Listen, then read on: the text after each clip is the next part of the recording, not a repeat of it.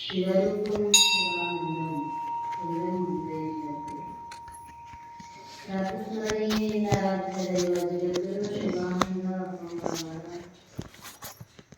ಜಯಮಾಲೆಯ ವಿಜಯ ವಿರಾವಣೆಗಳನ್ನು ನಾರದನೆ ಹಂಚಿಕೊಂಡು ಅದ್ವೈತ ಸಾರ್ವಭೌಮ ಚಕ್ರವರ್ತಿ ಜಗದ್ಗುರು ಜಗದ್ಗುರು ಸಿದ್ಧಾರೂಢ ಅಪ್ಪಂಗವರ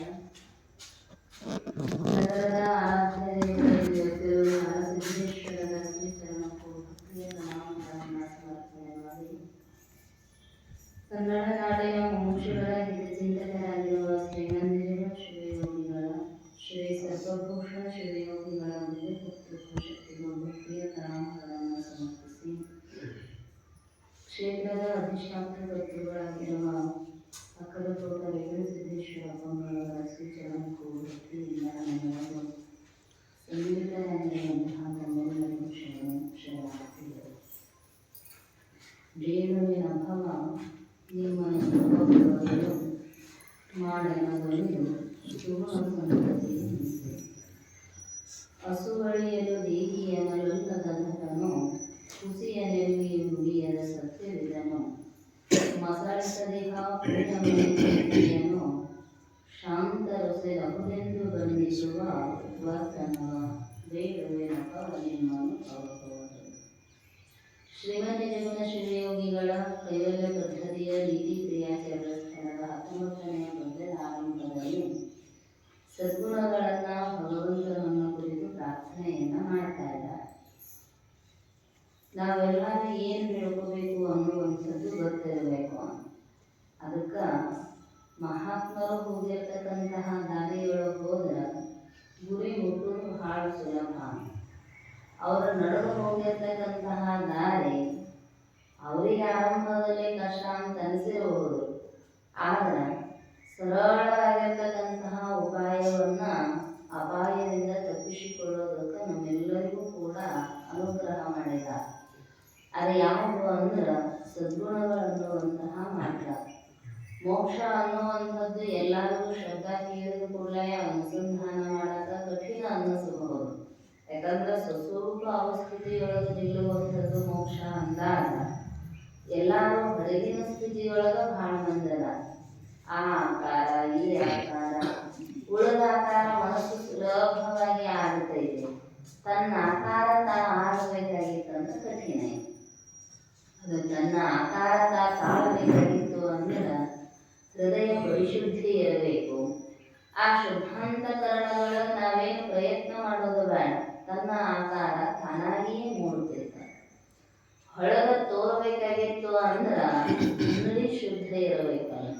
ಅದರ ಸಲುವಾಗಿ ಸದ್ಗುಣಗಳನ್ನು ಪ್ರಾರ್ಥನೆಯಿಂದ ಮಾಡಿ ಆರಂಭದಿಂದಲೂ ಎಡರಡಸಿದ ವೇಳೆಯೊಳು ಧೈರ್ಯವನ್ನು ಎಂಥ ಕಷ್ಟಗಳು ಬಂದರೂ ಕೂಡ ಭಗವಂತನ ಅನುಗ್ರಹಿಸುವಂಥ ಧೈರ್ಯ ಅನ್ನುವಂತಹ ಸದ್ಗುಣ ಇರುತ್ತದೆ. ಅದರೊಳಗೂ ಪರಮಾರ್ಥಿಕ ವಸ್ತುಗಳಾಗ ಬಹಳಷ್ಟು ಕಷ್ಟಗಳನ್ನುವಂಥವು ಸಹಜವಾಗಿಯೇ ಬರ್ತಿರ್ತಾವೆ. ನೋಡಾಕಷ್ಟು ಚಂದ ಅನ್ನಿಸ್ತಿರ್ತೈತಿ, ಆದರೆ ಹೆಜ್ಜೆ ಹೆಜ್ಜೆಗೂ ಕೂಡ ಹೊರಗಿನ ಮನುಷ್ಯರಿಂದ ತೊಂದರೆ ಐತಿ ಅಂತಲ್ಲ, ತನ್ನ ಅಂತರಂಗಗಳಿಗಿರ್ತಕ್ಕಂತಹ ಕಾಮಾದಿ ಅರಿಷಡ್ಗಳಿಂದಲೇ ಒಂದೊಂದು ಸಲ ಭಯ ಹುಟ್ಟುವಂಗಾಗಿರ್ತೈತೆ.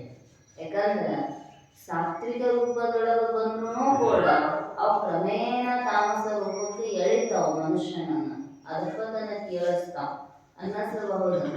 ಏನಿಲ್ರಿ ಎಲ್ಲ ಸಮಾಜ ಉದ್ಧಾರಕ್ಕಾಗಿ ಬೇಕನ್ನೋದು ತಪ್ಪಂದ್ರಿ. ಆಗ ಅದ ಏನು ಮಾಡ್ತೈತಿ ಅಂದ್ರೆ ಅತಿ ಲೋಭ ಅನ್ನುವಂಥದ್ದು ಬಂದು ಮನುಷ್ಯನಿಗೆ ಪಾಪ ಕಾರ್ಯಗಳನ್ನು ಮಾಡಕ್ಕೆ ಹಚ್ಚತೈತಿ.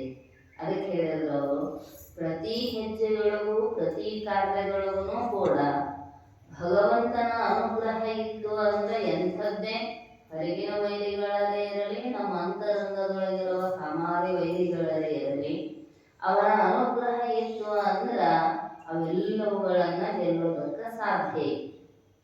ಅಕ್ಕ ಹೇಳಿದರು, ಕಾಮಾರಿಯ ಗೆಳಿರೆನೋ ಬಸವ ನಿಮ್ಮ ದಯದಿಂದ, ಸೋಮಧರನ ಹಿಡಿದಪ್ಪಿದೆ ಬಸವ ನಿಮ್ಮ ಕೃಪೆಯಿಂದ. ಭಗವಂತನ ಒಲುಮೆ ಆದರ ಎಲ್ಲ ದುರ್ಗುಣಗಳು ನಿರ್ಣಾಮ ಆಗ್ತಾವು. ಭಗವಂತ ಒಲಿಬೇಕಾಗಿತ್ತಂದ್ರೆ ಸದ್ಗುರುನಾಥ ಶರಣರ ಅನುಗ್ರಹ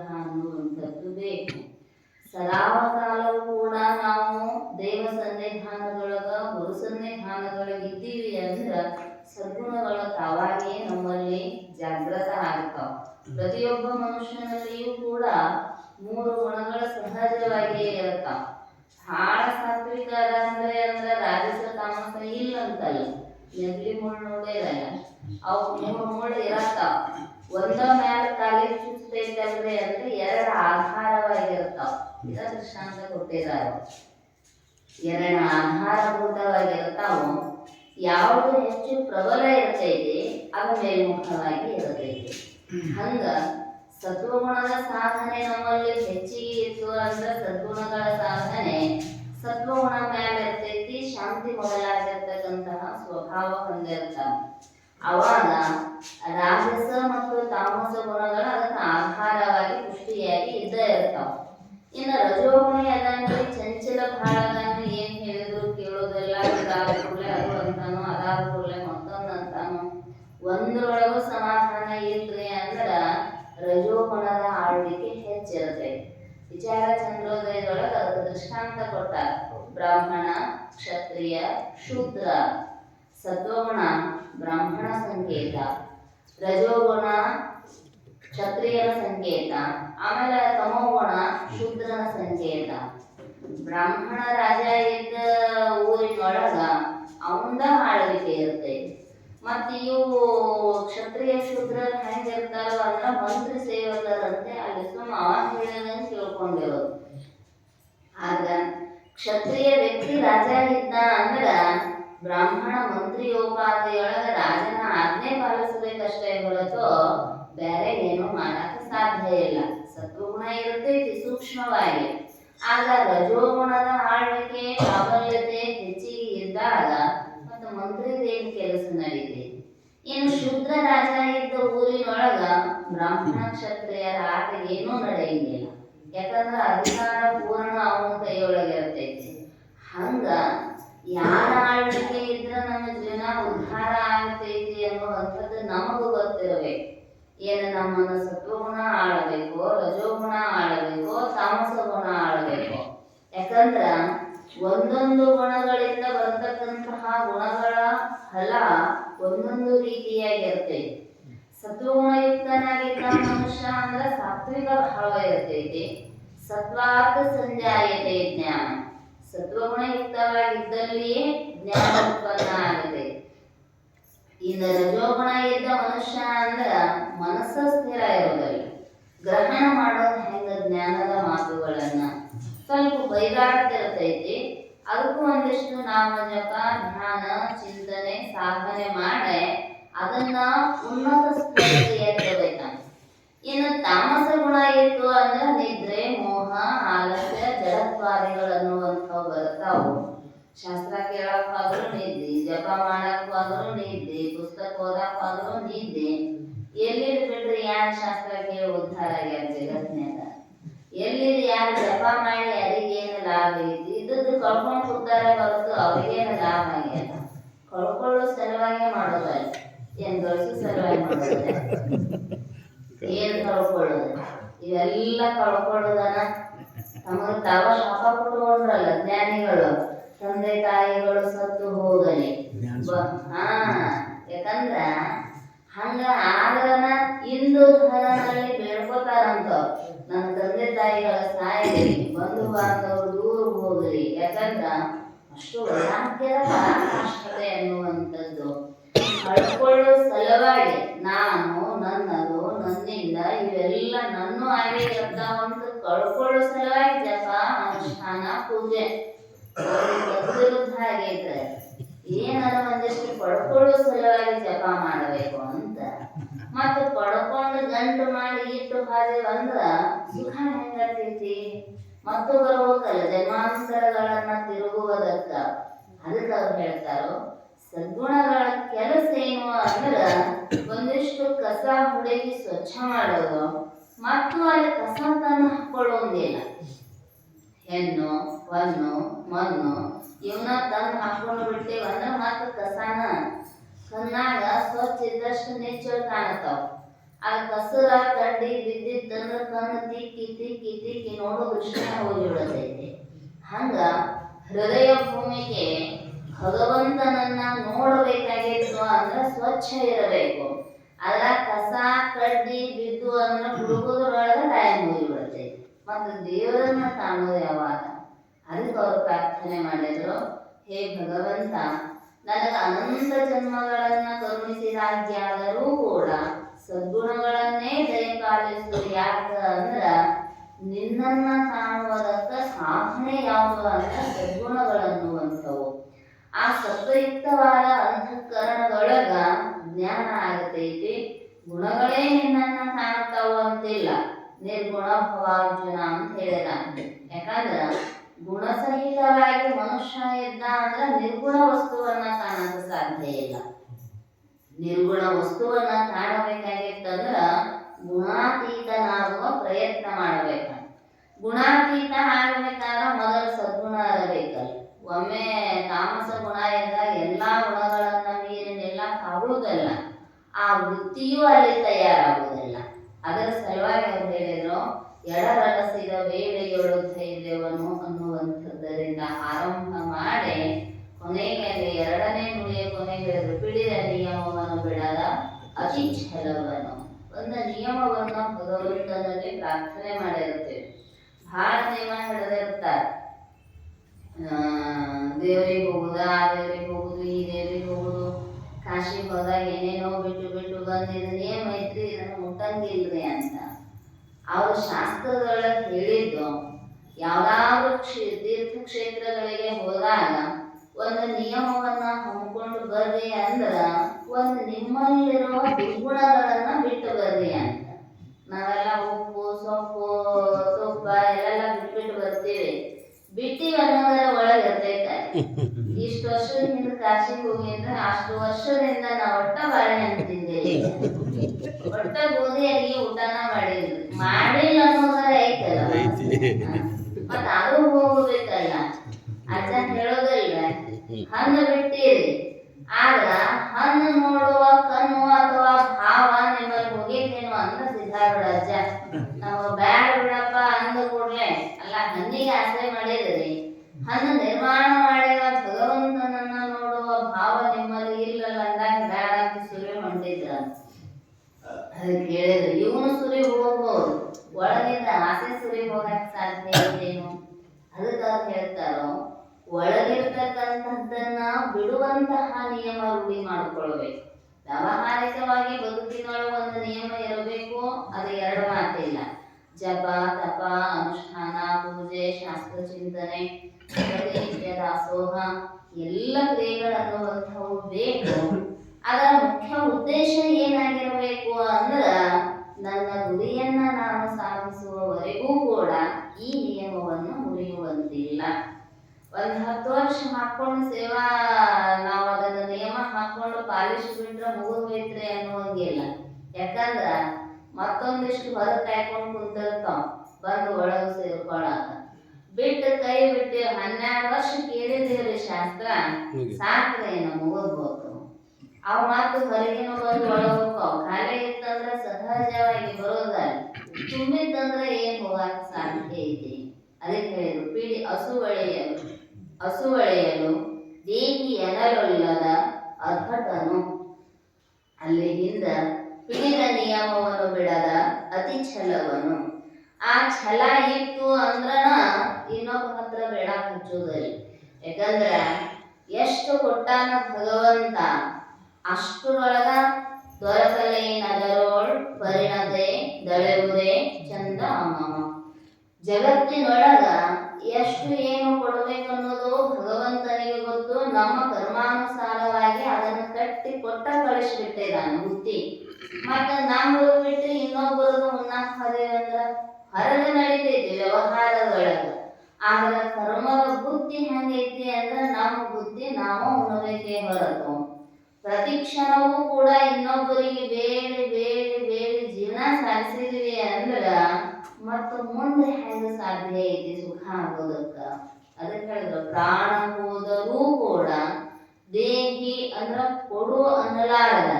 ಶರಣರು ಹೇಳಿದ್ರಲ್ಲ, ದೇಹಿ ಎಂದೆನಿಸದೆ ದಾಸೋಹಿ ಎಂದೆನಿಸಯ್ಯ. ನನ್ನನ್ನ ಹೆಂಗ ಮಾಡುವ ಅಂದ್ರ ಸದಾಚಾರ ಸಂಪನ್ನನಾಗಿ ಬೇಡುವ ತನ ಕೊಡಲಾರದ ನೀಡುವ ಭಾವವನ್ನ ಕೊಡುವ. ಎಷ್ಟೇ ಇರಲಿ. ಅವರೇನು ಆಗರ್ಭ ಶ್ರೀಮಂತರಾಗಿರಲಿಲ್ಲ ಬಸವಾದಿ ಶಿವಶರಣರು. ಆಗ ಬೇಡುವವರಿಲ್ಲದೆ ಬಡವಾಯಿತು ಕಲ್ಯಾಣ ಅಂತ ಎಷ್ಟಿರಬೇಕ್ರಿ. ಪ್ರತಿನಿತ್ಯವೂ ಮೂಳಿಗೆಯ ಮಾರಯ್ಯನವರು ಕಟ್ಟಿಗೆ ಮಾರಿ ಬಂದು ಹಣದೊಳಗ ದಾಸೋಹ ಮಾಡ್ತಿದ್ರು. ಹರಳಯ್ಯನವರು ಚರ್ಮದ ಕೆಲಸ ಮಾಡಿ ಪಾದರಕ್ಷೆಗಳ ತಯಾರು ಮಾರಿ ಬಂದು ಹಣದಿಂದ ದಾಸೋಹ ಮಾಡ್ತಿದ್ರು.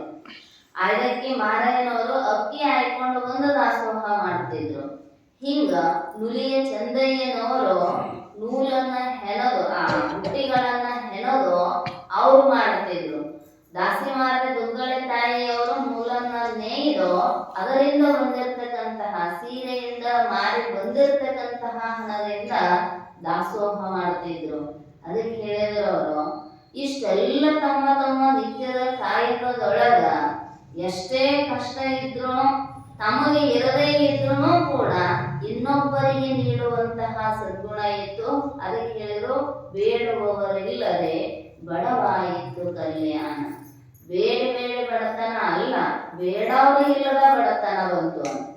ಎಷ್ಟು ಅಲ್ಲಿ ಪುಣ್ಯದ ಕಾರ್ಯಗಳನ್ನು ನಡೀತಿರಬೇಕು. ಅದಕ್ಕೆ ಹೇಳಿದ್ರು ಪ್ರಾಣ ಹೋದರೂ ಕೂಡ ದೇಹಿ ಅನ್ನಬಾರದ.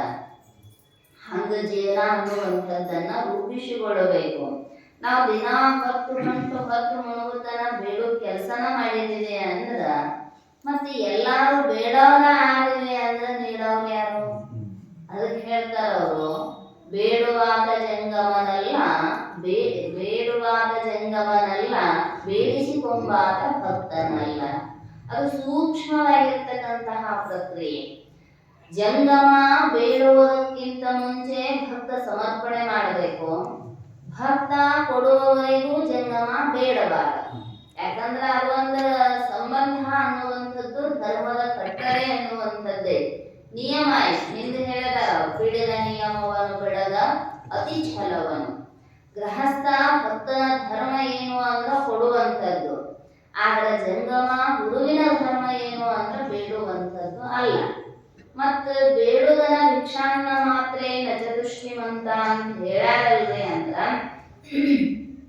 ಅಲ್ಲಿ ಬೇಡ್ತಕ್ಕಂಥದ್ದಕ್ಕೂ ಇಲ್ಲಿ ಬೇಡ್ತಕ್ಕಂಥದ್ದಕ್ಕೂ ವ್ಯತ್ಯಾಸ ಇದೆ. ನಮಗೊಂದಿಷ್ಟು ಈ ಲೋಕದ ಸುಖ ಸೌಭಾಗ್ಯಗಳ ಬಗ್ಗೆ ಪ್ರಾರ್ಥನೆಯನ್ನ ಮಾಡ್ತೀವಿ. ದೇವರ ಅದನ್ನು ಕೊಡು ಇದನ್ನು ಕೊಡು ಅಂತ. ಅದಕ್ಕೆ ನಾವು ಹೇಳ್ತಾನೆ ಇಂಥ ಕರ್ಮಾದಿಗಳನ್ನ ಮಾಡು. ಮಾಡಿದಾಗ ಸಿಗುತ್ತೈತೆ ಹೊರತು ಮಾಡಲಾರ್ದ ಸಿಗೋದಲ್ಲ. ಏನದ ಕೊಟ್ಟ ತಗೋಬೇಕಲ್ಲ. ಇದು ಕೊಡುಕೊಳ್ಳುವ ವ್ಯವಹಾರ. ಆಗ ಜ್ಞಾನದೊಳಗ ಮಾತ್ರ ತಿಳ್ಕೊಳ್ಳುವ ವ್ಯವಹಾರ. ಮತ್ತೆ ಬೇಕು ಅಂದಿ ಅಂದ್ರೆ ಕಷ್ಟ ಪಡುವಂತ ಭಗವಂತ. ಇನ್ನು ಇದು ಸಾಕಾಯ್ತು ಪರಲೋಕದ ಸುಖಾದಿಗಳು ನಮಗೆ ಬೇಕು ಅಂದ್ರೆ ಅದಕ್ಕೆ ಯಜ್ಞ ಯಾಗಾದಿಗಳನ್ನ ಮಾಡು. ಸ್ವರ್ಗ ಕಾಮೋ ಯಜೆ, ಸ್ವರ್ಗದ ಇಚ್ಛಾ ಇತ್ತು ಅಂದ್ರೆ ಆ ಸ್ವರ್ಗ ಕಾಮನೆಗಾಗಿ ಇರತಕ್ಕಂತಹ ಯಜ್ಞ ಮಾಡು. ಇನ್ನು ನಮ್ಗೆ ಬ್ರಹ್ಮಲೋಕಾದಿಗಳ ಪದವಿ ಬೇಕು ಅಂದ್ರೆ ಅದಕ್ಕೆ ಸಂಬಂಧಪಟ್ಟಿರ್ತಕ್ಕಂತಹ ಯಜ್ಞ ಕ್ರಿಯಾದಿಗಳದ ಅದನ್ನ ಮಾಡು. ಇದು ಬೇಡ ನಮ್ಗೆ ಸಾಲೋಕ್ಯ ಸಾರೂಪ್ಯ ಸಾಮೀಪ್ಯ ಸಾಯುಜ್ಯಾದಿ ಪದವಿಗಳು ಬೇಕು ಅಂದಿ ಅಂದ್ರ ಉಪಾಸನೆಗಳನ್ನ ಮಾಡು. ಯಾಕಂದ್ರೆ ಹೇಳಿದ ಆಯಾಯ ದೇವತೆಗಳ ಉಪಾಸನೆಯನ್ನ ಆಯಾಯ ದೇವತೆಗಳ ಲೋಕಕ್ಕೆ ಹೋಗುತ್ತಾವ. ಏನು ನೆನೆಸ್ತಾನೋ ಅಂತೆಯೇ ಜನ್ಮಗಳನ್ನುವಂಥವು ಬರುತ್ತಾವ. ಮತ್ತ ಆ ದೇವರ ಉಪಾಸನೆ ರಾಮಕೃಷ್ಣ ಪರಮಹಂಸರು ದೇವಿಯನ್ನ ಉಪಾಸನೆ ಮಾಡಿ ಮಾಡಿ ಮಾಡಿ ಅವರಲ್ಲಿಯೂ ಕಾಳಿಯ ಆವಾಹನೆ ಆಗಿಬಿಟ್ಟಿರ್ತಾನೆ. ಯಾವುದನ್ನ ಉಪಾಸಿಸ್ತಾನೋ ಮನುಷ್ಯ ಅದೇ ಆಗಿ ಪರಿವರ್ತನೆ ಆಗ್ತಾನ. ಕೀಟಭಂಗ ನ್ಯಾಯದಂತೆ ಅಂತ ಮೊನ್ನೆ ಗೊತ್ತೈತಲ್ಲ ದೃಷ್ಟಾಂತ. ಯಾಕಂದ್ರೆ ಅದನ್ನ ನೆನೆಸಿ ನೆನೆಸಿ ನೆನೆಸಿ ಹಂಗ ಒಂದು ಕೀಡಿ ಭಂಗವಾಗಿ ಮಾರ್ಪಾಡಾಗ್ತೈತಲ್ಲ.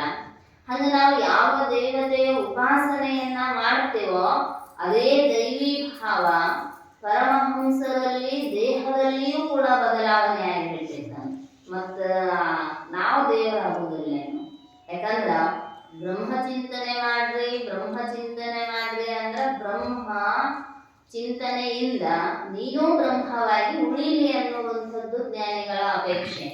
ಒಂದು ಸಾಮಾನ್ಯ ಕೀಟದೊಳಗ ಪರಿವರ್ತನೆ ಆಗಬೇಕಂದ್ರೊಳಗೆ ನೀನು ಮನಸ್ಸು ಯಾಕೆ ಬ್ರಹ್ಮಾಕಾರ ಆಗೋದಿಲ್ಲ. ಅದಕ್ಕೆ ಹೊರಗಿನ ವಸ್ತುಗಳ ಬೇಡುವಿಕೆಯನ್ನ ಬೇಡುವುದರಿಂದ ಕಷ್ಟನ ಐತೆ ಹೊರತು ಸುಖ ಅನ್ನುವಂಥದ್ದು ಇಲ್ಲ. ಧರೆಗೆ ಯಾಚನೆ ಹಿಂದೆ ಲಘುತರ ಮುಂಟೆ. ಆರಂಭದ ಪದ್ಯದೊಳಗೆ ಕೇಳಿದಾರ ಶ್ರೀ ಗುರು ವಚನದಿಂದ ಅಧಿಕಸುದೇನಂತೆ. ಈ ಭೂಮಿ ಮ್ಯಾಲ ಬೇಡುವುದಕ್ಕಿಂತಲೂ ಅತ್ಯಂತ ಹೀನವಾದದ್ದು ಯಾವುದೂ ಇಲ್ಲ. ಯಾಕ ಅಂದ್ರ ಅಲ್ಲೊಂದು ದೃಷ್ಟಾಂತ ಹೇಳಿದ್ರ ಅವ್ರು. ಮಹಾವಿಷ್ಣು ಬೇಡುವುದರಿಂದನೇ ಏನಾದ? ವಾಮನ ಆದ. ಬಲಿಚಕ್ರವರ್ತಿ ಹತ್ರ ಬೇಡಾಕ 3 ಅಡಿ ಮನುಷ್ಯನಾಗಿ ಬಂದ. ಯಾಕಂದ್ರ ಬೇಡಬೇಕಂತ ತಿಳ್ಕೊಂಡು ಅಲ್ಲೇ ಲೋಕೋದ್ಧಾರಕ ಅವತಾರ ಆದ್ರೂ ಕೂಡ ಬೇಡುವುದರಿಂದ ನಿನ್ನಲ್ಲಿ ಎಷ್ಟು ಸಣ್ಣತನ ಅನ್ನುವಂಥದ್ದು ಬರ್ತೈತಿ ಅನ್ನೋದನ್ನ ಹೇಳ್ತಾರೆ. ಹೊರಗಿನ ವಸ್ತುಗಳನ್ನು ಬೇಡಬೇಡ. ಬೇಡುವುದು ಏನು ಬೇಡಬೇಕು ಅಂದ್ರ ಸದ್ಗುಣಗಳನ್ನ, ಭಕ್ತಿ, ಜ್ಞಾನ, ವೈರಾಗ್ಯಾದಿಗಳ. ಇದನ್ನ ಬೇಡುವುದರೊಳಗ ನಿನಗೆ ಏನು ಅಂದ್ರೆ ನಾಚಿಕೆ ಎನ್ನುವಂಥದ್ದು ಬೇಡ. ಆಗ ಹೊರಗಿನ ವಿಷಯಗಳನ್ನ ಬೇಡುವುದರೊಳಗ ಎಷ್ಟರ ಬೇಡೋದು ಬೇಕು ಅಂದವ ಬಡವನಾಗಿಯೇ ಉಳಿದು ಬಿಡ್ತಾನ. ಎಷ್ಟು ಕೊಟ್ಟರು ಕೊರತೆ ಕಾಣ್ತೈತಲ್ಲ. ಒಂದು ಕೊರತೆಯ ತೋರದಂದರೆ ತಂದು ತಂದು ಒದಗಿಸಿದೊಡೆ ಅದರೊಳು ಹೆಣ್ಣಿರು ಮಕ್ಕಳುಗಳು ಕುಂದುಗಳನೆ ಹಿಡಿದು ಹೋರುವರು. ಅದರಿಂದ ತನಗೆ ಸುಖವಿಲ್ಲ ಬರಿದೆಮ್ಮೆ ಬಳಲಿಕೆ. ಹೇಳಿದರು ನೀ ಎಷ್ಟು ಅವ್ರು ಬೇಡಿ ಬೇಡಿ ಬೇಡಿ ಬೇಡಿ ಗಳಿಸಿಕೊಂಡ್ರು ಕೂಡ ಹೆಂಗೆ ಎಲ್ಲಾ ತನ್ನ ಮನೆಯಾಗಿಟ್ರು ಇವತ್ತಿದು ಇಲ್ರಿ ಅನ್ನೋ ಶಬ್ದನ ಬರ್ತೈತೆ ಹೊರತು ನಮ್ಮ ಕಾಮನೆ ಪೂರ್ತಿ ಆಯ್ತು ಅಂತ ಯಾರ ಹೇಳ್ತಾರೇನೋ ಅಂದ್ರೆ ಇಲ್ಲ. ಎಲ್ಲಾ ತಂದೀರಿ ಆದರ ಅಂದ್ರು ಅಂತ ತಿಳ್ಕೋಬೇಕು. ಇನ್ನೊಂದು ಉಳಿದಾವದ ತರುವ ಅಂತ ಹಂಗ ಎಲ್ಲಾ ಬೇಡಿದರೆ ಅಂದ್ರೂ ಕೂಡ ಮತ್ತು ಆಗ ಅನ್ನೋದು ಉಳಿದ ಬಿಡುತ್ತೈತಿ. ಮತ್ತ ಅದಕ್ಕೆ ಅನುಷ್ಠಾನ ಪ್ರಕ್ರಿಯೆಗಳ ಆರಂಭ ಆಗಿ ಬಿಡುತ್ತಾವ. ಅದಕ್ಕೆ ಹೇಳಿದ್ರು ಬೇಡಿದರ ಪೂರ್ಣ ಕಾಮ ಅಂದ್ರ ಇಚ್ಛಾ ಅನ್ನುವಂಥದ್ದು ಮನಸ್ಸಿನೊಳಗೆ ಎಳ್ಳು ಕಾಲಷ್ಟು ಉಳಿಬಾರದ. ಆ ಸುಖ ಅನ್ನುವಂಥದ್ದು ಬೇಕಾಗಿತ್ತು ಅಂದ್ರ ಹೊರಗಿನ ವಸ್ತುಗಳನ್ನ ಬಿಟ್ಟು ಬಿಡು. ಅದನ್ನ ಬೇಡುವುದರೊಳಗ ನನಗೇನಿರಲಿ ಅಂದ್ರ ನಾಚಿಕೆ ಅನ್ನುವಂಥದ್ದು ಬರಲಿ. ಅಂಥ ಒಂದು ಛಲ ಅನ್ನುವಂಥದ್ದು ಇರಬೇಕು ಅಂತ. ಹಸುವಳಿಯಲು ದೇಹಿ ಅನ್ನಲೊಲ್ಲದ ಅಧ್ವಟನು ಇದ ಹಂಗ ಉತ್ತರ ಲೋಕಾಂತರಗಳನ್ನ ಬಯಸ್ತಾ ಬಯಸ್ತಾ ಹಾಗೆ ಅಂದ್ರ ಅದರಾಚೆಗೆ ಏನು ಅನ್ನುವಂಥದ್ದು ಉಳಿತೈತಿ. ದೇವರ ಅದನ್ನೊಂದಿಷ್ಟು ಕೊಟ್ಟು ಬಿಡು ಅಂತ. ಆದ್ರ ಸಾಕು ಅನ್ನುವ ಭಾವ ಬಂದು ಬಿಡ್ತು ಅಂದ್ರ ನಿರಾಳ. ಅದಕ್ಕೆ ವಿರತಿಯಿಂದ ಇತರ ಸಂಪದ ಸುಖ ಮುಂದೆ. ಸಾಕ ಅನ್ನುವುದಕ್ಕಿಂತಲೂ ಸುಖ ಇನ್ನೊಂದು ಯಾವುದೇ ಇಲ್ಲ. ಪ್ರಸಾದಕ್ಕೆ ಕುಂತಾಗ ಹಂಗ ರುಚಿ ಆಗೈತಿ ಆಗೈತಿ ಅಂತ ಇನ್ನಷ್ಟು ಇನ್ನಷ್ಟು ಇನ್ನಷ್ಟು ಬೇಕು ಇನ್ನಷ್ಟು ಬೇಕು ಇನ್ನಷ್ಟು ಬೇಕು ಕೈ ಹಾಕುತ್ತಾನ ಬೇಕು ಅಂದೀವ ಅಂದ್ರ ಗೋಳ ಅನುಭವಿಸುದು ಯಾರು? ಆಮೇಲೆ ಎಷ್ಟು ಅಷ್ಟು ಸಾಕು ಹೇಳಿದ ಯೋಗಶಾಸ್ತ್ರಗಳ. ಉದರಾರ್ಥ ಅನ್ನ, ಅದರರ್ಥ ಜಲ, ಅದರರ್ಥ ವಾಯು ಸಂಚಾರ. ಅಷ್ಟಿದ್ರ ಆರಾಮತ್ತೈತ. ಹಂಗ ಮಿಕ್ಸಿ ಜಾರ್ನ್ಯಾಗ ಫುಲ್ ತುಂಬಿಸಿ ಗರ್ಭ ಅನ್ಸಕ್ ಹೋದಿವ ಅಂದ್ರ ಸ್ಟ್ರಕ್ ಆಗ್ಬಿಡ್ತೈತಿ. ನಾವು ಬ್ಲೇಡರ ಮುಟ್ಕೊಂಡು ಬಿಡ್ತಾವ ಒಳಗೇನು. ಹಂಗ ಬೇಕು ಬೇಕು ಬೇಕಂತ ವಾಸನೆಗಳನ್ನ ವಿಷಯದ ಅಪೇಕ್ಷೆಯನ್ನ ಮನಸ್ಸಿನೊಳಗ ಜಾಗ ಇಲ್ಲದಂಗ ತುಂಬಿಸಿದೀವಿ ಅಂದ್ರ ಪೂರ್ಣ ಕಾಮತೆ ಎನ್ನುವಂಥದ್ದು ಸಿದ್ಧಿಸುವುದಿಲ್ಲ. ಹೇಳ್ತಾರ ನಿನ್ನ ಪ್ರಾಣ ಹೋದ್ರೂ ಕೂಡ ಬೇಕು ಅನ್ನುವ ಭಾವ ಬರಬಾರದ. ಹೈದರಾಬಾದೊಳಗ ಒಬ್ಬ ಸಂತ ಫಕೀರರು ಬೇಡ್ಕೊಂತ ಅಡ್ಡಾಡಕತ್ತಿದ್ರ.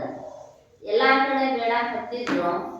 ಒಂದು ರಾಜನ ಅರಮನೆಯ ಮುಂದೆ ಹೋಗಿ ನಿಂತಾಗ ಆನೆಯ ಮಾವುತ ಆನೆಗೆ ಊಟ ಮಾಡ್ಸಾಕತ್ತಿದ್ನ. ಅದಕ್ಕೆ ಕೂಲಿ ಹಾಕುದು, ಅವೆಲ್ಲ ಕಾಳು ಕಡಿ ತಿನ್ಸುದು, ಕಬ್ಬು ತಿನ್ಸುದು ಮಾಡಾಕತ್ತಿದ್ದ. ಅದು ಒಳ್ಳೆ ಗೋನ್ ಹಾಕ್ತಿದ್ರೆ ಇವ ತುರುಕ್ತಿದ್ನಂತ ಮಾವುತ. ಅದಕ್ಕೆ ತುರುಕುದು ನೋಡಿ ಫಕೀರರಿಗೆ ಅನ್ನಿಸ್ತಂತ ಆನೆ ಅಂತ ಆನೆ ಒಲ್ಲೆ ಅಂದ್ರು ಇವ ಮಾವುತ ತುರುಕಿ ತುರುಕಿ ತಿನ್ನಿಸ್ತಾನಂದ ಒಳಗ ಪ್ರಾರಬ್ಧ ಎಷ್ಟು ಬಲವತ್ತರೈತಿ. ಅದು ಒಲ್ಲೆ ಅಂತೈತಿ, ಆದ್ರೂ ಪ್ರಾರಬ್ಧ ತಿನ್ಸಾಕತ್ತೈತಿ. ನಾ ಎಲ್ಲಾ ಬಿಟ್ಟು ಬಂದು ಸನ್ಯಾಸಿ ಫಕೀರ, ನಾ ಹಟ್ಟಿ ಪಾಡಿಗೆ ಹಿಂಗ ನಾಚಿಗೆ ಬಿಟ್ಟು ಮನಿ ಮನಿ ಬೇಡಕತ್ತೀನಲ್ಲ, ಭೋಗ ಇದ್ದಂಗ ಆಗ್ಲಿ, ಇನ್ನ ಮ್ಯಾಲ ಒಟ್ಟ ಭಿಕ್ಷಾ ಬೇಡೋದು ಬೇಡ ಅಂತ ಹೋಗಿ ಒಂದು ಊರು ಹೊರಗೆ ಹಾಳು ಮಂಟಪದೊಳಗೆ ಕುಂತದ. ದಿನ ಊರೊಳಗೆ ಅಡ್ಡಾಡೋ ಮನುಷ್ಯ ಅಡ್ಡಾಡೋದು ಬಿಡಾನ ಅಲ್ಲಿ ಹಾಯ್ದ ಹೋಗೋರು ಬರೋರು ನೋಡಿದ್ರು. ಯಾಕೋ ಬಕೀರರು ಭಿಕ್ಷಾಟನ ಬರುವಲ್ರು. ಎಲ್ಲಾರು ಬಂದು ಕೇಳಿದ್ರು, ಯಾಕೆ ಭಿಕ್ಷಾಟ ಬರುವಲ್ರಿ, ಆರಾಮದಿರೋ ಇಲ್ಲೋ, ಏನ್ ಪ್ರಸಾದ ವ್ಯವಸ್ಥೆ ಇಲ್ಲೇ ಮಾಡೋಣ. ಅವ ಏನೂ ಒಲ್ಲೆನ ಅಂತಿದ್ನ. ಯಾರು ಕೇಳಿದ್ರು ಬೇಡ, ಯಾಕಂದ್ರೆ ನೋಡಿದ್ದಲ್ಲ ಆನೆ ಒಲ್ಲಂದ್ರೂ ಬೇಳೆ ಕಬ್ಬು ಏನೇನ ತಿನ್ನಿಸ್ತಿದ್ನಂತ ಮಾವತ್ತ. ಒಲ್ಲಂದ್ರೆ ಹೆಚ್ಚು ಭೋಗ ಬರ್ತಾವು ಅಂತ ತಿಳ್ಕೊಂಡು ನಾ ಏನು ಒಲ್ಲೆ ಅಂದ್ರೂ ಎಲ್ಲಾರು ಹಂಗಾರ ಅನುಷ್ಠಾನ ಮಾಡಾಕತ್ತಿರ್ಬೇಕು ಫಕೀರರು. ಎಲ್ಲಾದ್ರ ಮೇಲೂ ಮೋಹ ತ್ಯಾಗ ಮಾಡಿದಾರೋ ಅವ್ರು ಬಿಟ್ಟರೆ ಏನಾಯ್ತು, ಅವ್ರಿಗೊಂದು ಸ್ವಲ್ಪ ಸಾಧನೆಗಳು ಒದಗಿಸಬೇಕು ಅಂತ ಹಾಲು ಹಣ್ಣು ಪ್ರಸಾದ ಎಲ್ಲ ಅಲ್ಲಿಗಲ್ಲಿಗೆ ತಗೊಂಡು ಬರಾಕತ್ತಿದ್ರು. ಎಷ್ಟು ಒಲ್ ಅಂತಾನು ದಿನ ಮನೆ ಅಡ್ಡಾಡಕ್ ಹೋದ್ರ ಒಂದು ಕಟಕ್ ರೊಟ್ಟಿ ಹಳಸಿದ್ದು ಏನಾರ ನೀಡುತ್ತಿದ್ರು. ಒಲ್ಲೆಂದು ಯಾವಾಗಲೇ ಬಂದು ಕುಂತನೋ ಅವು ಎಲ್ಲ ಪಕ್ಷ ಭೋಜ್ಯಗಳು ಅಲ್ಲೇ ಬರಾಕತ್ತು. ಆದ್ರೂ ಅದರ ಮೇಲೆ ಆಸೆ ಮಾಡಲಿಲ್ಲ. ಯಾಕಂದ್ರೆ ಅವ್ರಿಗೆ ಅನ್ನಿಸ್ತದೋ ಈ ದೇಹದ ಪ್ರಾರಬ್ಧ ಕರ್ಮಾನುಸಾರ ಏನೈತೋ ಅದು ಆಗ್ತೈತಿ. ನಾ ಬಂದದ್ದು ಎದಕ್ಕ ಅಂದ್ರ ಫಕೀರನಾಗಿದ್ದು ಮನದ ಅಹಮ್ಮನ್ನ ತೊಳೆದು ತನ್ನ ಯಥಾರ್ಥ ಸ್ಥಿತಿಯನ್ನ ತಿಳಿದುಕೊಳ್ಳೋದಕ್ಕೆ. ಮತ್ತೆ ನಾ ಅದು ಬೇಕು ಇದು ಬೇಕು ಅಂದ್ರ ನಾ ಸಾಧನೆ ಮಾಡಕ್ ಬಂದದ್ದು ಇಲ್ಲೇ ನಿಲ್ಲತೈತಿ ಅಂತ ಎಲ್ಲಾನು ಎಷ್ಟು ಬೇಕೋ ಅಷ್ಟು ತಗೊಂಡು ಒಲ್ಲೆ ಅಂತಿದ್ರು. ಮಳಿ ಗಾಳಿ ಚಳಿ ಬಿಸಿಲು ಎಲ್ಲ ನೀರು ಸೋರಾಕತ್ತಿ ಮೈ ಮೇಲೆ ಬೀಳಾಕತ್ತಿತ್ತು. ಮಂದಿ ನೋಡಿದ್ರು, ಇವ್ರಿಗೆ ಏನಾರ ಒಂದು ಆಸರೆ ಮಾಡಬೇಕು ಅಂತ ರಾಜ ಹೇಳಿದ್ರ. ಅಲ್ಲೊಬ್ರು ಫಕೀರರು ಕುಂತಾರು, ಏನೇನು ಆಸೆ ಇಲ್ಲ. ಅವ್ರು ಏನು ಕೊಡಾಕ್ ಒಲ್ಲೆ ಅಂತಾರೋ ಅಷ್ಟೊಂದು ನಿರಾಧಾರಿಗಳು. ಕುಂತವ್ರ ಜಾಗ ಬಿಟ್ಟ ಅಳೆದಾಡುವಲ್ರು. ಅವ್ರಿಗೆ ಮಳಿ ಗಾಳಿ ಬಿಸಿಲು ಎಲ್ಲ ದೇಹಕ್ಕೂ ತೊಂದರೆ ಆಗತೈತಿ ಅದಾನ ಆ ಕಡೆ ಈ ಕಡೆ ಮತ್ತ ಅವ್ರಿಗೆ ಇರಾಕ ವ್ಯವಸ್ಥೆ ಮಾಡಿ ಚಾರ್ ಮಿನಾರ್ ಕಟ್ಸಿದನಂತ ರಾಜ. ಎದಕ್ರಿ? ಬ್ಯಾಡ ಅಂದದ್ದಕ್ಕ. ಅದಕ್ಕೆ ಹೇಳ್ತಾರ, ಬೇಕೆಂದರಿದೆ ನೋವು, ಸಾಕೆಂದರಿದೆ ನಿಲು, ಆಸೆಗೆಲ್ಲಿದೆ ಬೇಡಿ ಈ ಲೋಕದಲ್ಲಿ, ಇರುವುದನ್ನು ಕೊಟ್ಟು ಬಿಡೋ ಆ ಸುಖಕ್ಕೆ ನಕ್ಕು ಬಿಡೋ, ನೀ ಸಿದ್ಧ ನೀ ಬುದ್ಧ ಮುದ್ದು ರಾಮ.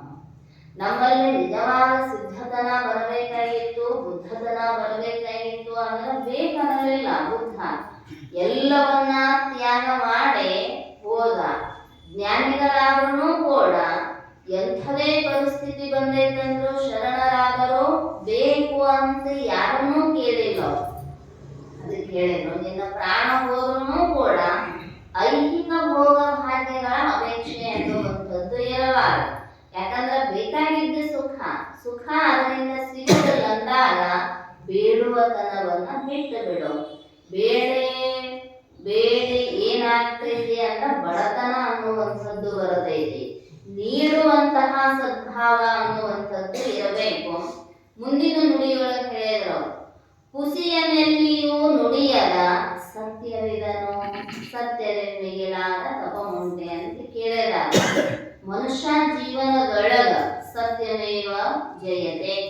ಸತ್ಯವನ್ನ ಮಾತಾಡಿದರ ಅದೇನಿರ್ತೈತೆ ಅದ ಒಂದಲ್ಲ. ಸತ್ಯ ಅನ್ನುವಂಥದ್ದು ಯಾವ ಸಮಯದಲ್ಲಿಯೂ ಕೂಡ ಬದಲಾವಣೆ ಹೊಂದದೇ ಇರುವಂಥದ್ದು. ಸುಳ್ಳು ಹೆಂಗಿರ್ತೈತಿ ಅಂದ್ರ ಈಗ ಒಂದು ಹೇಳಿದಿವಿ ಅಂದ್ರೆ ಸುಳ್ಳ ಇರ್ತೈತೆ ಅಂದ್ರೆ ನೆನಪ ಹಾರಿ ಹೋಗಿ ಬಿಡತ್ತೆ. ಇನ್ನೊಂದಕ್ಕೂ ಹೊಸದ ಸುಳ್ಳು ಸೃಷ್ಟಿ ಮಾಡ್ಬೇಕಲ್ಲ. ಹಂಗ ಒಂದು ಸುಳ್ಳಿಗೆ 10, 10ಕ್ಕೆ 100, 100ಕ್ಕೆ 1000 ಲಕ್ಷದೋಪಾದಿಯೊಳಗ ಸುಳ್ಳು ಹೇಳಾಕ ಹಚ್ಚೆ ಆ ಸುಳ್ಳಿನ ಬಲೆಯಿಂದ ಹೊರಗೆ ಬರೋದು ಆಮೇಲೆ ಬಹಳ ದುರ್ಲಭ ಐತಿ. ಅದಕ್ಕೆ ಹೇಳಿದ್ರು, ಪ್ರಾಣ ಹೋದ್ರೂ ಕೂಡ ಬೇಡುವತನ ಇರಬಾರದು. ನಿನ್ನ ಜೀವನ ಉದ್ಧಾರ ಆಗಬೇಕಾಗಿತ್ತು ಅಂದ್ರ ಸತ್ಯವನ್ನೇ ಮಾತನಾಡಬೇಕು. ಈ ಭಗವದ್ಗೀತೆ ಮೇಲೆ ಪ್ರಮಾಣ ಮಾಡಿಸ್ತಾರೆ ಕೋರ್ಟ್ಗಳು. ಈಗೇನು ಮುಗಿತಾ ಇಲ್ಲ ಗೊತ್ತಿಲ್ಲ. ಅವರು ಏನ್ ಹೇಳ್ತಾರೆ, ಸತ್ಯವನ್ನೇ ಮಾತನಾಡುತ್ತೇನೆ, ಸತ್ಯವನ್ನಲ್ಲದೆ ಬೇರೇನು ಹೇಳುವುದಿಲ್ಲ. ಸುಳ್ಳು ಮುಟ್ಟಿ ಪ್ರಮಾಣ ಮಾಡಿಸ್ತಾರೆ. ಎಲ್ಲಾರು ಖರೇನೆ ಹೇಳ್ತಾರ. ಎಲ್ಲಾರಿಗೆ ನ್ಯಾಯನ ಇಲ್ಲ. ಯಾಕಂದ್ರ ಮನುಷ್ಯನ ಮನೋಧರ್ಮದ ವೃತ್ತಿಯೊಳಗ ಹೆಂಗಿರ್ತೈತ ಹಂಗಂಗ ಮಾತುಗಳು ಬರ್ತಿರ್ತಾವ. ಅವ್ರದೊಂದು ಇದನ್ನ ಮುಟ್ಟಿ ಹೇಳಿದ್ರೆ ಇವರು ಸುಳ್ಳು ಹೇಳೋದಲ್ಲ.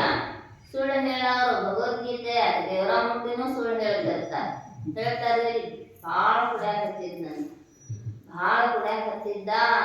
ಮನ್ಯಾಗ ಎಲ್ಲ ಹೋಗಿ ಬಿಟ್ಟಿದ್ದು, ಹೆಂಡತಿ ಬಂಗಾರ ರೊಕ್ಕ ಏನೇನು ಅಷ್ಟು ಮಾರೇ ಕೊಡೋದಿದ್ದ. ಹೆಂಡತಿ ಭಾಳ ಬೈತಿದ್ದಳು, ನೀನು ದುಡ್ಡು ತಂದು ಹಾಕೋದೂ ಇಲ್ಲ, ಕುಡಿಯೋದೂ ಬಿಡುವಲ್ಲಿ ಜಗಳನ ಮಾಡ್ತೇಳ್ರಿ ದಿನ. ಅವಾಗ ಒಂದು ದಿನ ಡ್ರೆಸ್ ಮಾಡ್ಕೊಂಡು ಜಳಕ ಮಾಡಿ ಗತ್ತಿ ಹಚ್ಕೊಂಡು ಬಂದ.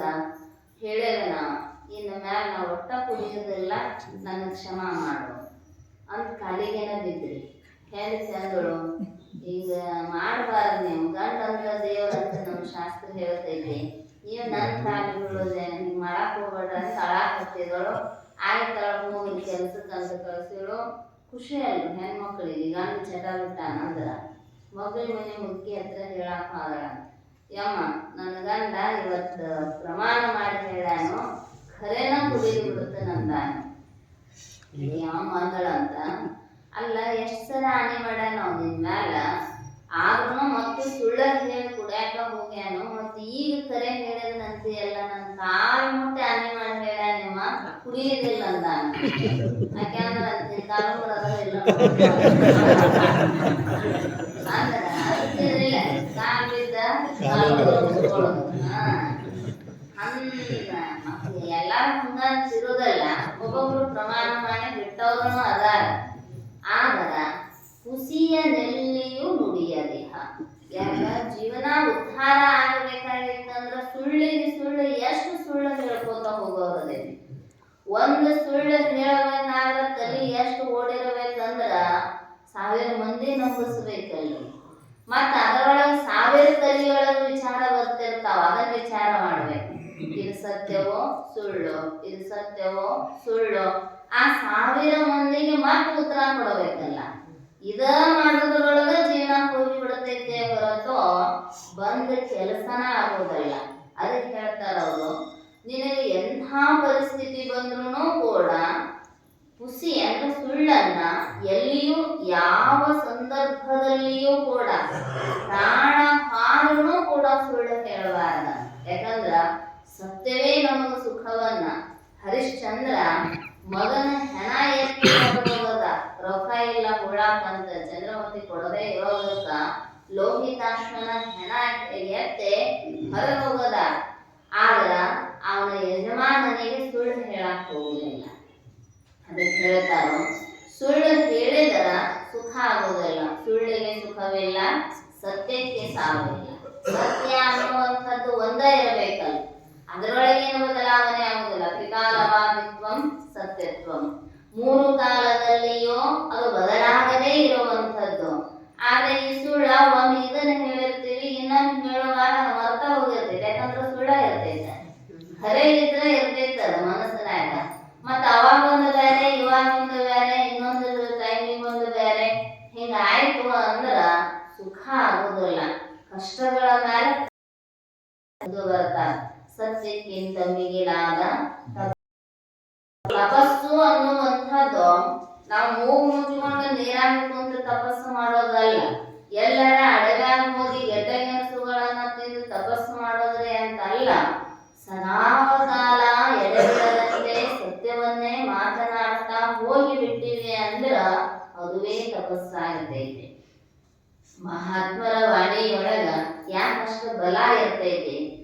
ಕರೆ ಬಾಯಿ ಇದ್ರೆ ಅವ್ರ ಮಠ ಕಲಿಬಾರದ್ರೆ ಅಂತಾರಲ್ಲ. ಸತ್ಯವನ್ನ ನೋಡೋದು ಖರೆ ಅಂದ್ರ ಸತ್ಯ. ನಮ್ಮ ಬಾಯ ಕರಿ ಬಾಯ ಖರೆ ಅಂದ್ರ ಸತ್ಯ. ಸತ್ಯವನ್ನ ನೋಡೋದ ಆ ವಾಣಿಯೊಳಗ ಒಂದು ಶಕ್ತಿ ಬಂದಿರುತ್ತೆ.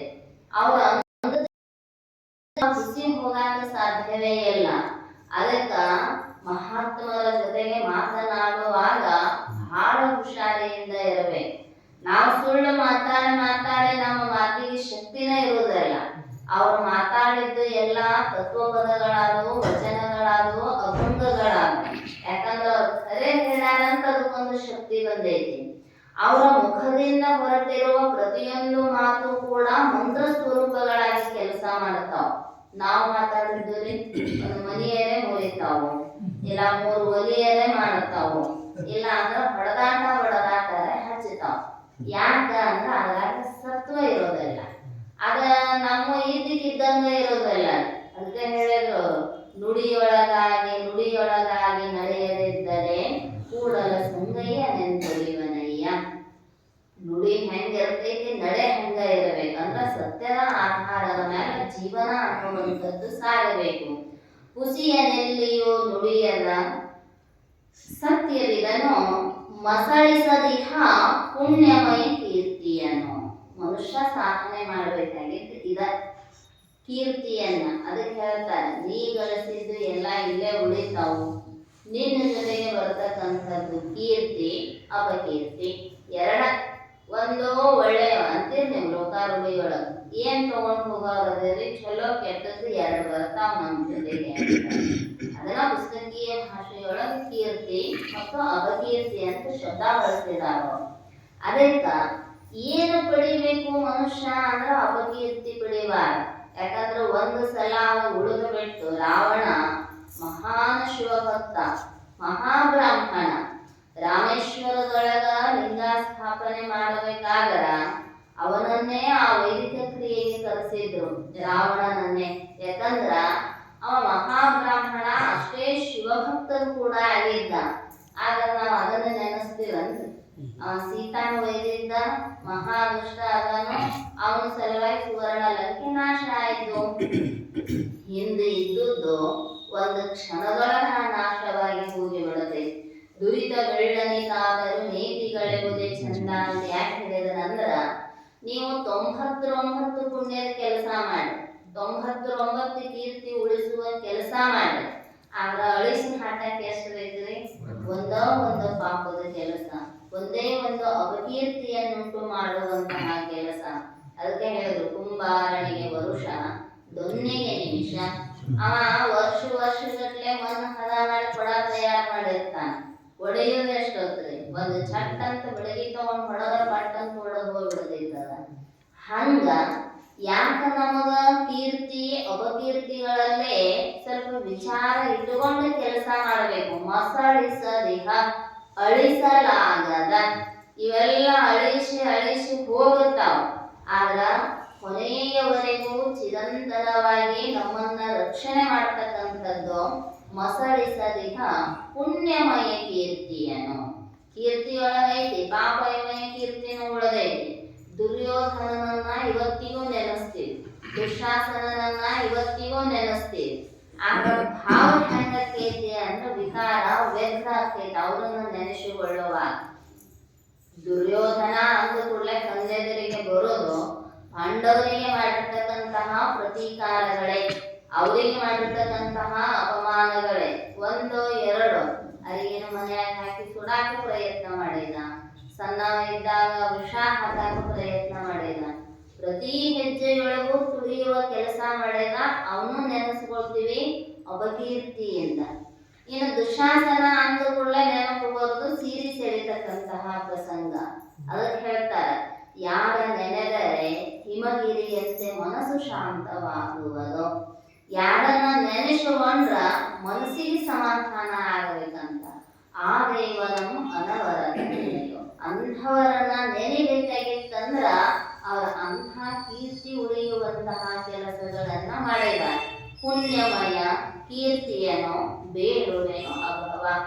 ಒಟ್ಟಾರೆ ಬಂದೀವಿ ಅಂದ ಒಳಗ ಹೆಜ್ಜೆ ಗುರುತು ಉಳಿಸಿ ಹೋಗುವುದಂತೂ ಖಾಯಮನ. ಯಾವುದರೇ ಉಳಿಲಿ, ಚಲೋದರೆ ಉಳಿಲಿ, ಕೆಟ್ಟದ್ದರೆ ಉಳಿಲಿ, ಹೆಜ್ಜೆ ಗುರುತಂತೂ ಉಳಿತಾವ. ಯಾಕಂದ್ರ ಅಲ್ಲಿ ಹೇಳ್ತಾರ, ಆಯುರ ನಶ್ಯತಿ ಪಶ್ಯತಾಂ ಪ್ರತಿದಿನಂ ಯಾಕೆ ಕ್ಷಯಂ ಯೌವನಂ.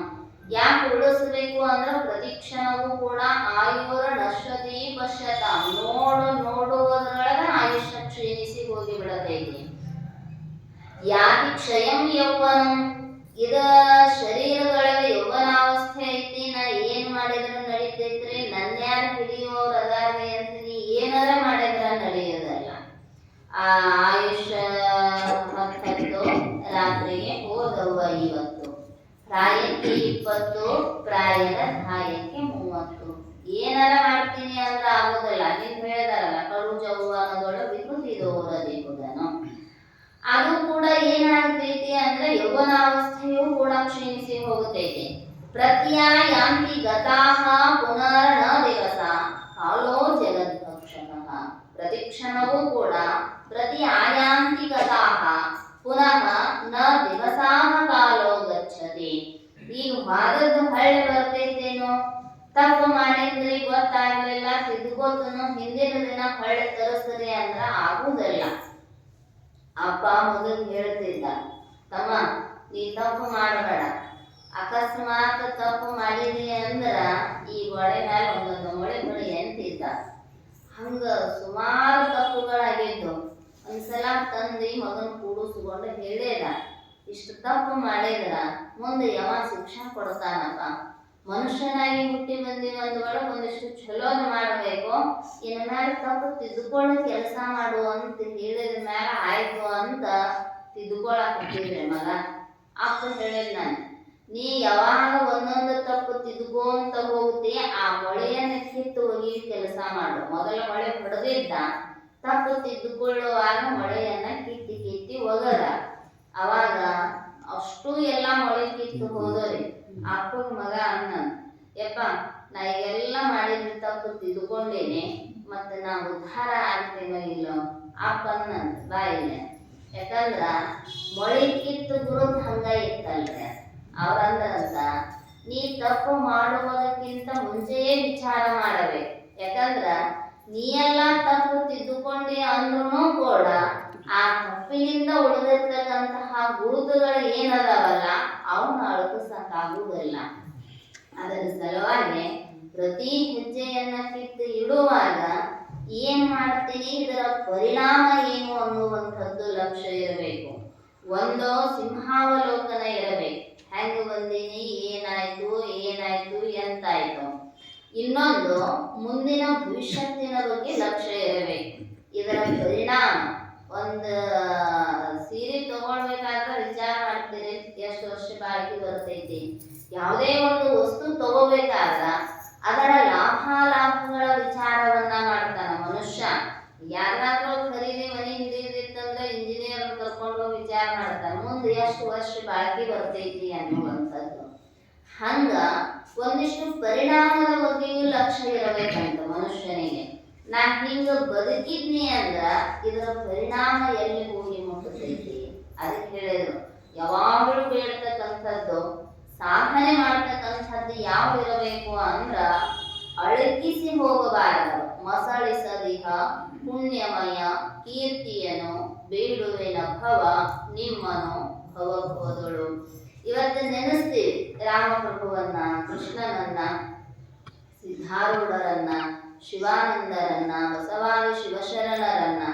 ಅವ್ರೇನಾರ ನಮ್ಮ ಹೆಸರಿಗೆ ಆಸ್ತಿ ಹಚ್ಚಿ ಹೋಗ್ಯಾರ, ಬಹಿರಂಗದ ಆಸ್ತಿ ಇಲ್ಲ, ಆದ್ರೂ ಅವರನ್ನ ನೆನೆಸ್ತೀವಿ. ಯಾಕ ಅಂದ್ರ ಅವರಂತೆ ಆಗುವಂತಹ ಮಾರ್ಗವನ್ನ ನಮ್ಮ ಎದುರಿಗೆ ಬಿಟ್ಟು ಹೋಗಿದಾರೋ, ಅದಕ್ಕ ಅವರನ್ನ ನೋಡಿ ಅವರಂತಾಗುವಂತಹ ಪ್ರಯತ್ನ ಮಾಡಬೇಕಾಗಿತ್ತಂದ್ರ ಭಗವಂತನಲ್ಲಿ ಸದ್ಗುಣಗಳನ್ನೇ ಪ್ರಾರ್ಥನೆ ಮಾಡ್ಕೋಬೇಕು ಅಂತ ನಿಜಗುಣರು ಬೇಡುವಂತಹ ಕಲೆಯನ್ನ ಇಲ್ಲಿ ಕಲಿಸಿಕೊಡ್ತಾ ಇದ್ದಾರೆ. ಬೇಡೋದು ಕಲಿಸೋರು ಜ್ಞಾನಿಗಳ, ಆದ್ರೆ ಏನಾರ ಗಳಿಸೋದೇನಾರ ಕಲಿಸೋರಿದ್ದದ ಅಂದ್ರೆ ಪ್ರಪಂಚಿಕರು.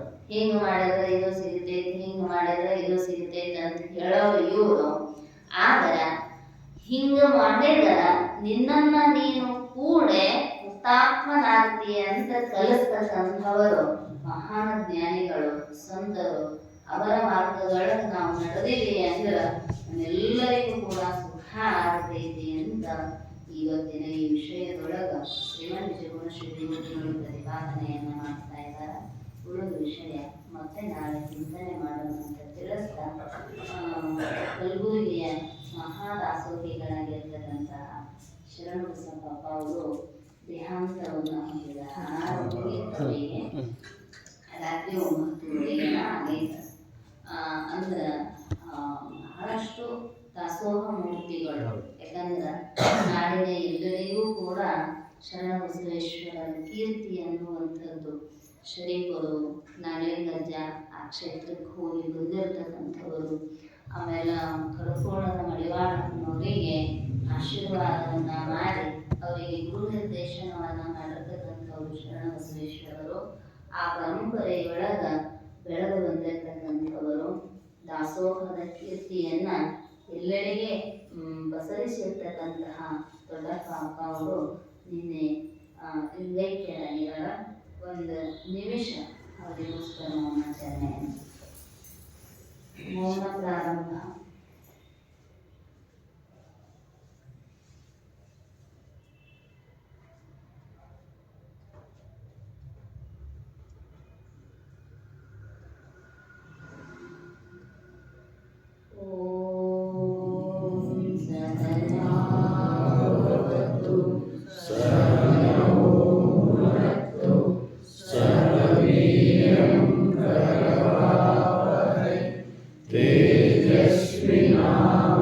तेजस्विनावधीतमस्तु मा विद्विषावहै।